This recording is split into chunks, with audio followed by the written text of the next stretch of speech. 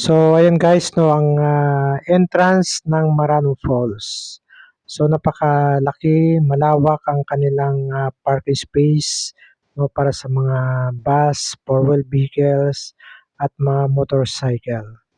So bago natin marating guys 'no, yung, mismong, waterfalls 'no, na tinatawag na Maranong Falls ay, kailangan mo munang, maglakad 'no ng at least 10 to 15 minutes 'no, bago marating. But, no worries, ah, hindi kayo mainip guys 'no, habang kayo'y naglalakad papunta mismo doon sa Ilog Bates na 'yun. Dahil napakaganda 'no ng, tanawin dito, ang daan ay, safe, malapad at, patag siya. Pero kung kayo merong mga kasamang mga bata, of course 'no, kailangan niyong, hawakan sila para mas, lalong safe ang inyong paglalakad dito sa loob ng, Maranong Falls.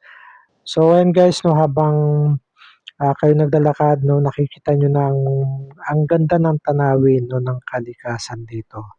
Ang, ganda ng kabundukan 'no, yung, mga punong kahoy, yung Ilog Batis ay matatanaw mo 'no, dito sa itaas 'no, at makikita mo ang ganda ng tanawin dun sa baba.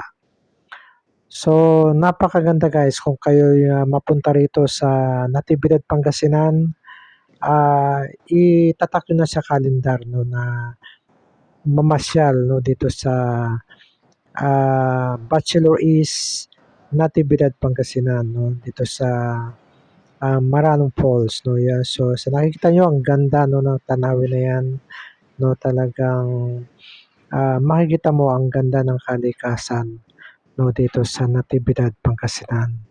Ayan guys 'no, sa nakikita niyo ang hagdanan nila talagang ginawa 'no, sa bakal para mas lalong safe ang daan.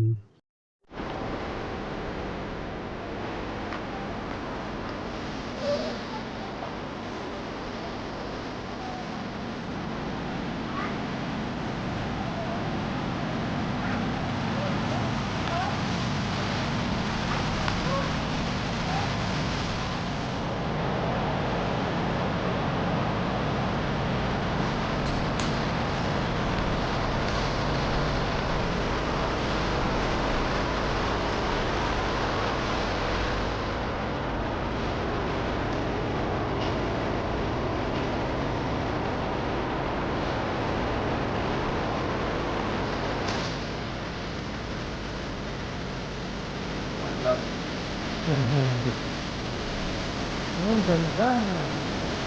Beautiful.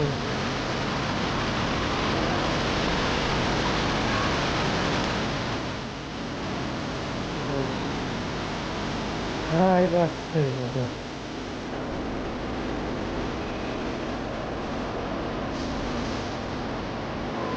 Oh, video. Yeah.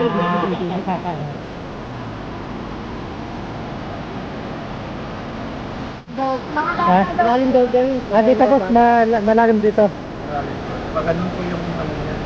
Okay. Pag may life jacket po yung bata, okay lang po. Pero doon po, alam po yung bata. Doon po Wala. yung bata. Okay.